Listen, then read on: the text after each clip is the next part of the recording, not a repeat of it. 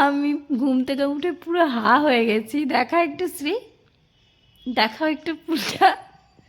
আমার মেয়েও ভীষণ ফুল ভালোবাসে। একটু দেখাও মাম্মা, দেখাও একটু, ঘোরো তো শ্রী পাপা। এই দেখো শ্রী পাপা এটা এনে আমাকে জাস্ট একটা হামি করে বললো হ্যাপি ভ্যালেন্টাইন ডে। আমি তো পুরো হাত চোখ ছানা বড়ার মতো হয়ে গেছে। আর মেয়ে ঘুম থেকে উঠে লাফ দিয়ে ফুলটা নিয়ে ওর ড্যাডিকে গিয়ে হামি দিয়ে দিল। আমি একদম সঙ্গে সঙ্গে রিটার্ন গিফট দিয়ে দিলাম ওর ড্যাডিকে। Thank you, happy Valentine day.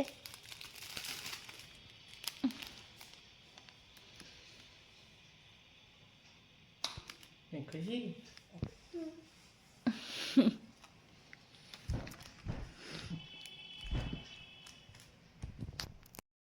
ফুলটা কার জন্য এনেছে ড্যাডি? কি দিয়েছে হ্যাঁ কিনে এনেছে তো, কার জন্য কিনে এনেছে? ড্যাডি একটা শ্রীর জন্য, একটা শ্রীর মাম্মির জন্য, তাই তো? নো তাহলে দুটোই তোমার জন্য? হ্যাঁ আহ, তা মামি একটা মাম্মি আর হ্যাঁ। একটা তোমার। একটা মামি কোনটা আমার? your এই দেখো একটা মাম্মি বললো না, এই যে গাছে যে জবা ফুলটা ফুটেছে, এই জবা ফুলটা আমার বলে জানলা খুলে দেখাচ্ছে। আর রোজটা হচ্ছে কি ওর। কেমন কেমন দুষ্টু হয়েছে সত্যি। বলো না ভালো, ও শ্রী ভালো, ঠিক ভালো। আবার রেগে গেছে তো। যেমন ফুল দিয়ে সারপ্রাইজ দিল, তেমন দেখো ব্রেকফাস্টটাও বানিয়ে দিয়েছে। আর মেয়ে তো এই ব্রেকফাস্ট পেয়ে ভীষণ খুশি, কারণ ও এই ধরনের খাবারই বেশি পছন্দ করে। ওই সকালবেলা দুধ এসব একদমই ওর ভালো লাগে না। আর আমার জন্য ভেজানো ছিল চিয়া সিড, এটাকে আমি লেবু দিয়ে খাই সকালবেলা।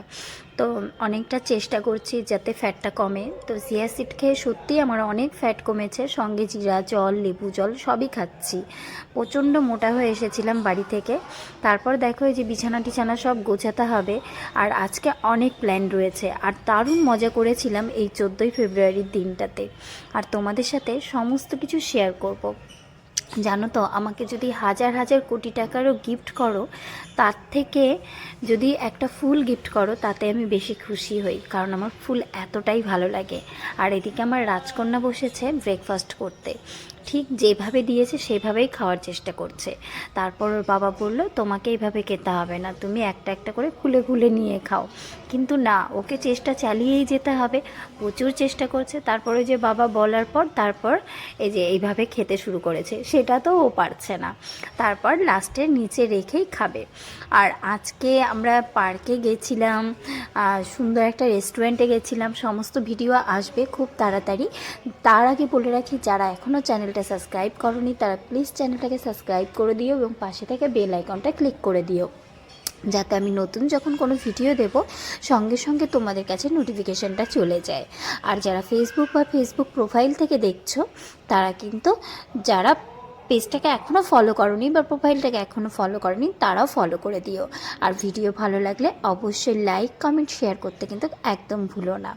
আর তোমরা কে কীভাবে 14ই ফেব্রুয়ারির দিনটা কাটিয়েছিলে কমেন্টে কিন্তু এই কথাটাও জানাতে ভুলো না।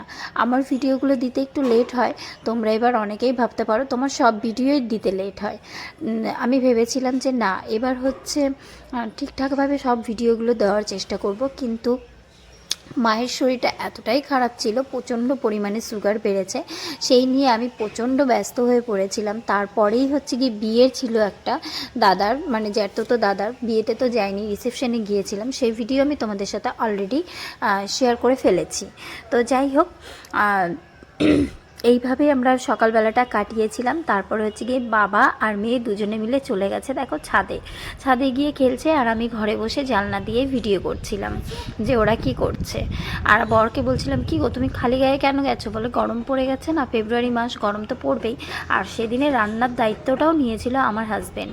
আর এই আচারি চিকেনটা যা দারুণ খেতে হয়েছিল তোমাদেরকে কি বলবো, মানে আমি যতই খাচ্ছিলাম আর ততই বলছিলাম তুমি এইটুকু কেন বানিয়েছো। এরপরে তুমি আর 1 কেজি চিকেন আনবে না, আরও বেশি করে আনবে। ভিডিওটা কেমন লাগলো কমেন্ট করে জানিও।